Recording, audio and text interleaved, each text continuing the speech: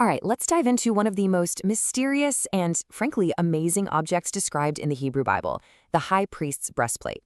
Now, this is so much more than just a piece of jewelry. The text describes it as this incredibly complex device, a powerful symbol for a whole nation, and even a tool for receiving divine messages. So that really is the million-dollar question, right? The text calls it the breastpiece of decision. But how on earth did it actually work? Was it some kind of incredible feat of ancient engineering, a vessel for divine power, or maybe a little bit of both? We're going to unpack the original blueprint and see what we can find out. So, the first place we got to look for clues is the name itself.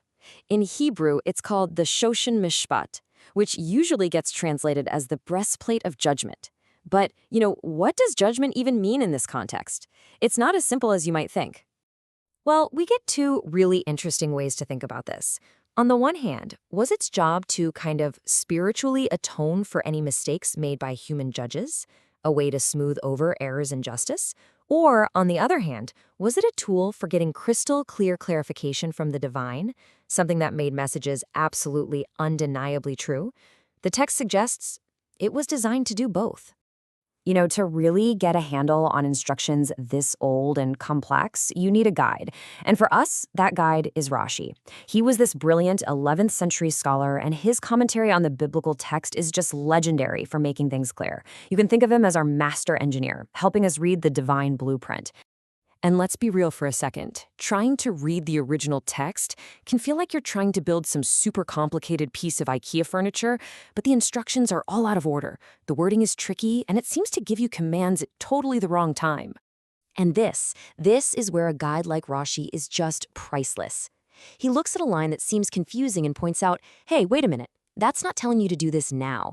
He sees that it's written in the future tense. It's basically the text telling you, okay, put these parts to the side for a minute, you're going to need them in step 5. Suddenly, there's a logical order to the whole process. Okay, so with Rashi holding our hand, let's actually try to build this thing, at least in our minds. We're about to see how every single little piece combines this amazing, intricate craftsmanship with some really deep symbolism. So first up, you've got the foundation. This perfectly square pouch woven together from 5 different, very specific materials. Then you fix rows of gold settings onto this pouch, and those settings are there to hold 12 unique precious stones, and each one is engraved with the name of one of the tribes of Israel. And check this out. Here are the 12 stones, all laid out in their 4 rows. Now, Rashi points out something crucial. This isn't just a random grab bag of pretty gems. No way. The stones are set in the specific birth order of the 12 sons of Israel, starting with Reuben's carnelian and ending with Benjamin's jasper. Every single detail here has a purpose. Now, what about the chains that hold it all together? The text gets really specific, calling for cord-like work. Rashi gives us this amazing down-to-earth comparison. He says, think of beautifully and finely braided threads, a true work of art. This is not the clunky, rough chain you'd use to haul a bucket out of a well. The level of craftsmanship had to be just exquisite. Okay, so this brings us to a really practical problem, a physics problem even. You've got this heavy, gorgeous pouch, loaded with gold and gemstones. How in the world do you attach it to the high priest's uniform so that it's stable and secure?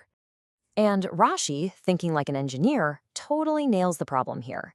If you only hook it on at the top, the bottom part is just going to swing around, banging against the priest every time he moves.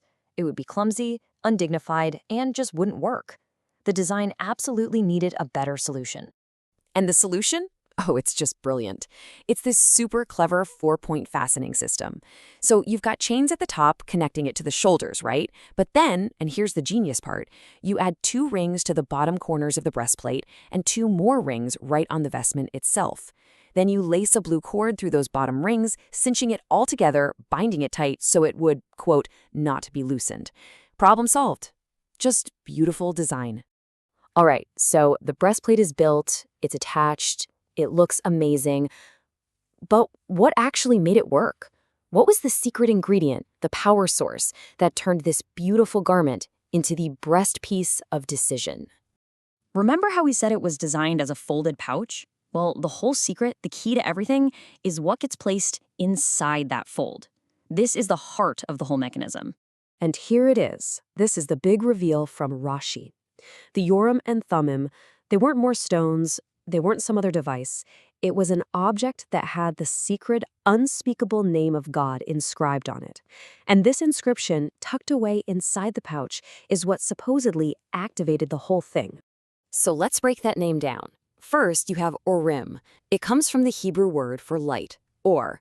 So this part of the device was all about making the messages clear, about illuminating the answers so there could be zero doubt.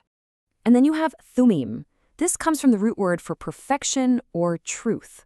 So this part made sure that the answers or the promises that came through were fulfilled, that the message wasn't just clear, but it was also complete and true.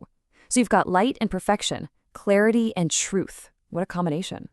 And Rashi gives us this really interesting historical tidbit.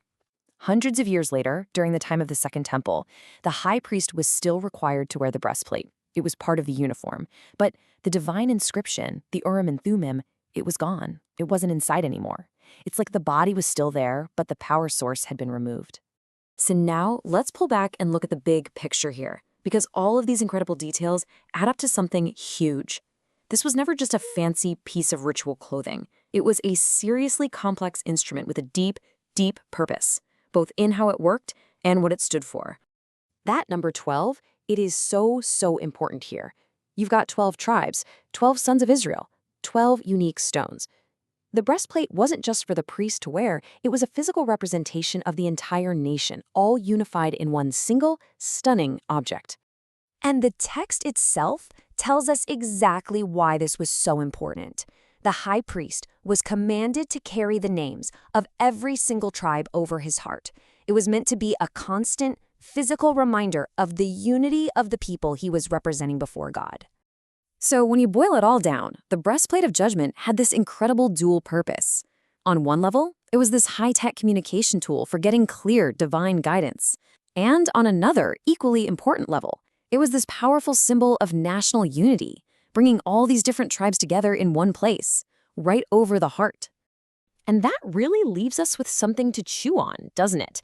This ancient device was a masterpiece of engineering and deep, profound symbolism all rolled into one. It really makes you wonder, what objects do we have in our world today that serve that same kind of dual purpose, where the sheer complexity of the design is matched only by the depth of what it all means?